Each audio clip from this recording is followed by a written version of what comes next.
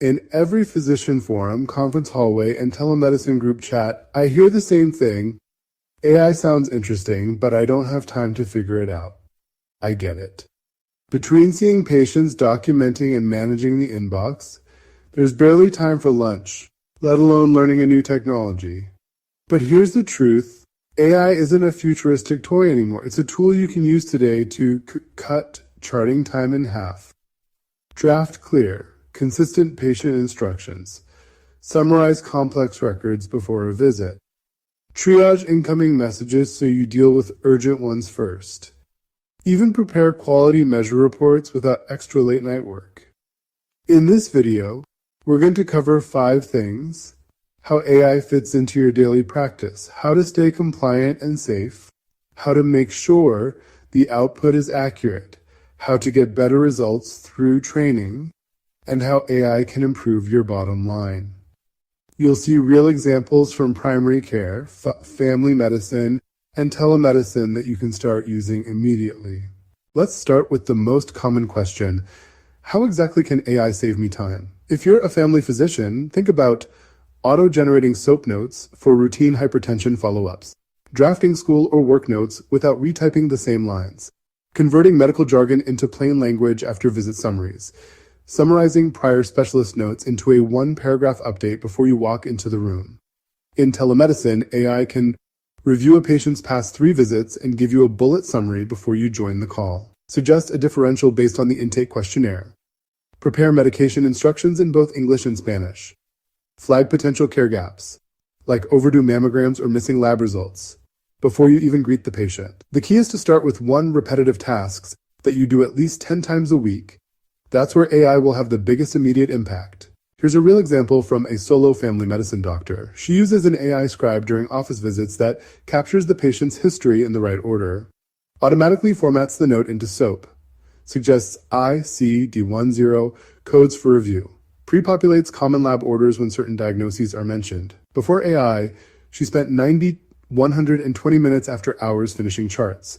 After AI, charts are 90% complete by the end of the visit, needing only a quick review. In my own telemedicine work, an AI scribe means I can dictate the plan naturally without worrying about typing. Have a draft discharge summary ready before I hang up. Keep my focus fully on the patient's face, not the keyboard. End visits on time without a pile of unfinished notes waiting. In telemedicine, repetition is the enemy.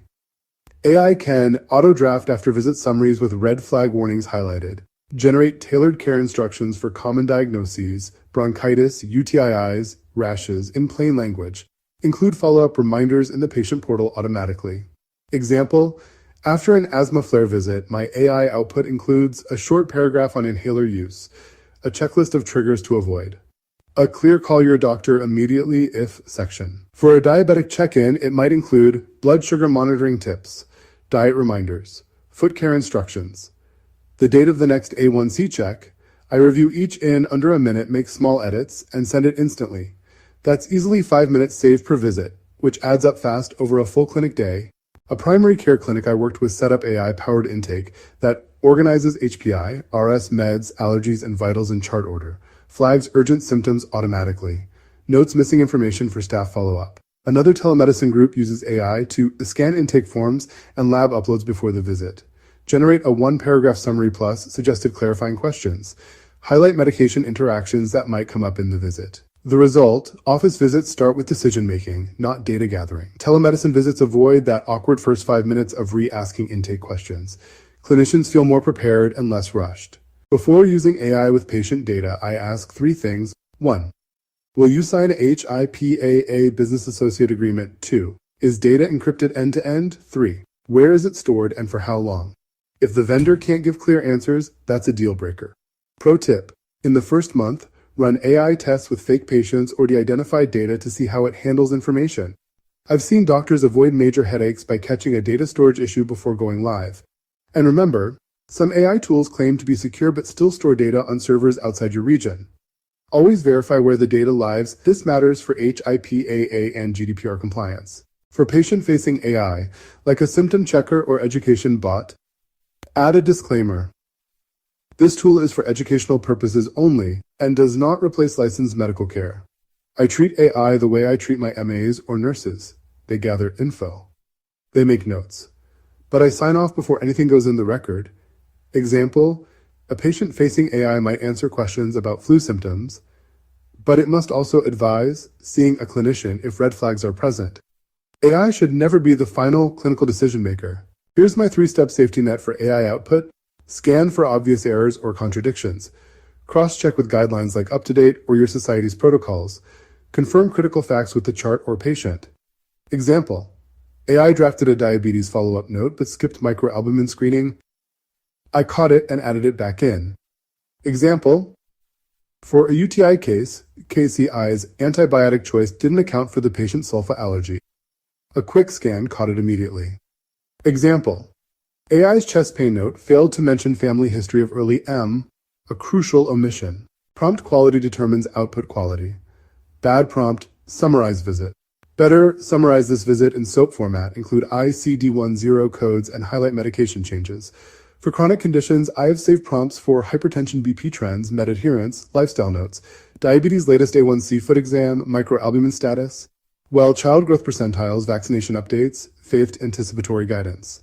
For acute visits, I have prompts for URI complaints include duration, associated symptoms, red flags. Abdominal pain include onset, location, severity, red flags. These pre-built prompts give me 90% of what I need in one click. Family medicine covers everything, so I tailor AI prompts to the case. For chest pain, include risk factors, recent labs, EKG findings, and differential. For depression, include PHQ-9 score, adherence to meds, therapy notes, and suicide risk assessment. For rash, include location, duration, associated symptoms, and recent exposures. For newborn visits, include weight, feeding pattern, elimination, and parental concerns. This keeps AI relevant no matter what walks in or logs on that day. AI efficiency equals more time, more patients, more revenue. Example, AI scribes open 3 extra visit slots a day without extending hours. Example, automated follow-ups increase cancer screening rates, earning value-based bonuses.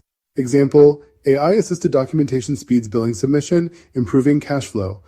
One telemedicine group I work with boosted colon cancer screening completion by 22% in a year, and their quality bonuses more than paid for the AI subscription.